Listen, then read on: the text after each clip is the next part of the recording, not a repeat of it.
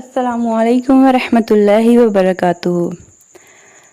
جب ہم حج کا تصور کرتے ہیں تو دل میں ایک پاکیزگی، روحانیت اور قربانی کا منظر ابھرتا ہے۔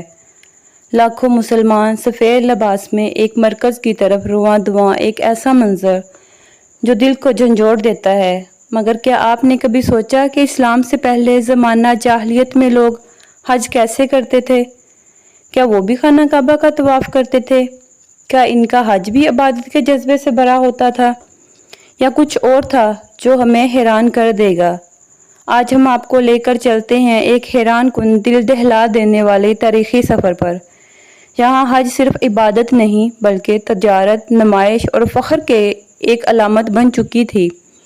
اسلام سے پہلے کا دور زمانہ جاہلیت کہلاتا ہے۔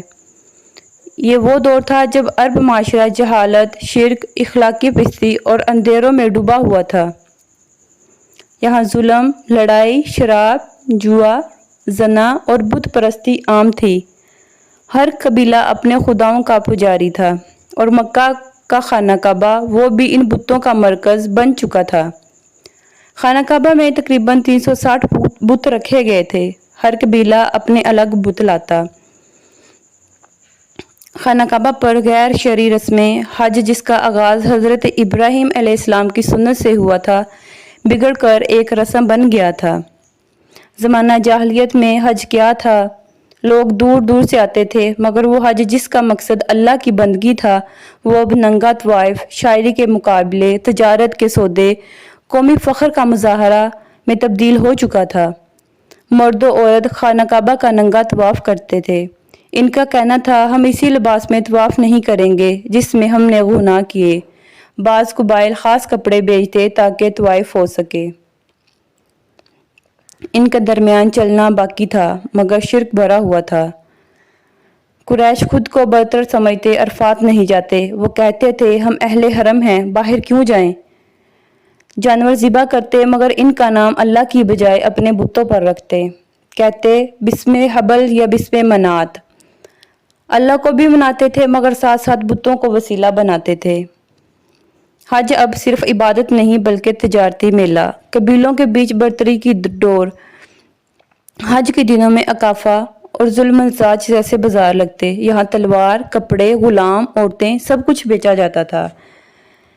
ہر قبیلہ اپنے بت کو ساتھ لاتا۔ طواف کے دوران دعائیں بھی انہی بتوں کے نام پر کی جاتی۔ حج کی روحانی عبادت کا پہلو ختم ہو چکا تھا۔ عورتیں حج میں ننگی حالت میں شریک ہوتی۔ کچھ غریب عورتیں طواف سے محروم رہتی کیونکہ نئے کپڑے نہ خرید سکتی تھی۔ غلاموں کو ذلیل نگاہ سے دیکھا جاتا۔ حج میں اونچی ذات، بڑا قبیلہ اور ان کا طواف بھی الگ، قربانی بھی الگ۔ رسول اللہ صلی اللہ علیہ وسلم کے بعث سے پہلے حج کے مناظر۔ رسول اللہ صلی اللہ علیہ وآلہ وسلم جب بچپن میں حج کے مناظر دیکھتے تو دل پریشان ہوتا۔ بتوں کی عبادت، کپڑے اترے ہوئے لوگ، شور شرابہ، بیہودگی۔ آپ صلی اللہ علیہ وسلم کو ہمیشہ اس میں کچھ کمی، کچھ کھویا ہوا محسوس ہوتا۔ آپ صلی اللہ علیہ وآلہ وسلم تنہائی میں غار حرا کا رخ کرتے، اللہ کی تلاش میں۔ حضرت ابراہیم علیہ السلام اور حضرت اسماعیل علیہ السلام نے خانہ کعبہ کو صرف اللہ واحد القہار کی عبادت کے لیے تعمیر کیا تھا۔ انہوں نے فرمایا، ربنا تقبل منا انک انت السمیع العلیم، مگر ان کی سنت بگڑ چکی تھی۔ لوگ حج کے معنی بھول گئے تھے۔ بدیت نے جگہ لے لی تھی اور دین رسموں کا مجموعہ بن گیا تھا۔ پھر اللہ نے اپنے آخری نبی حضرت محمد صلی اللہ علیہ وآلہ وسلم کو بھیجا۔ 9 ہجری کو پہلا اسلامی حج، 10 ہجری کو حجۃ الوداع مکمل ہدایت کے ساتھ۔ زمانہ جاہلیت میں حج ایک رسم بن چکا تھا جس کا روحانی پہلو ختم ہو چکا تھا۔ اسلام نے اسے عبادت، بندگی اور تقوی کی علامت بنایا۔ آج ہم جب حج کے لیے جاتے ہیں، ہمیں یاد رکھنا چاہیے، یہ صرف سفر نہیں ہے، یہ حضرت ابراہیم علیہ السلام کی قربانی کا تسلسل ہے۔